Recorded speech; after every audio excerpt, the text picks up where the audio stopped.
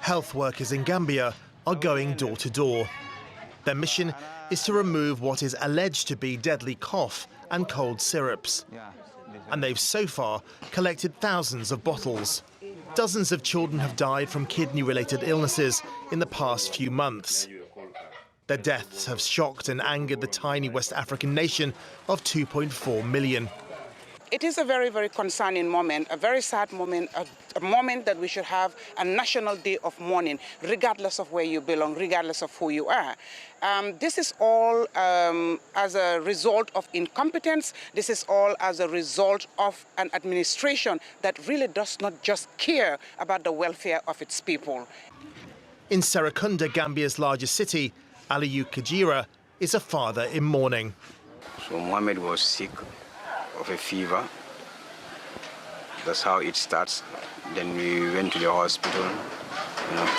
It falls on Thursday. So he was given some medications. Then we came back. The doctors administered a paracetamol syrup, but the fever did not break. His condition quickly deteriorated. When his kidneys started to fail, his family took him to neighbouring Senegal, the nearest facility for dialysis treatment. But it was too late. Within days, 2-year-old Mohammed passed away. On Wednesday, the WHO issued a global alert over 4 syrups: promethazine oral solution, Cofex Malin baby cough syrup, Macof baby cough syrup, and Maghrib N cold syrup, manufactured by Indian firm Maiden Pharmaceuticals. While the contaminated products have so far only been detected in the Gambia, they may have been distributed to other countries.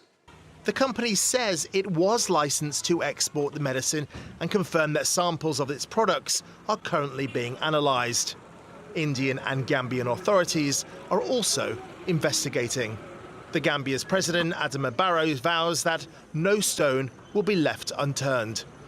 But in a country that's gripped by abject poverty and lack of laboratories suitable to conduct their own tests, Gambian authorities will have to rely on international authorities for answers.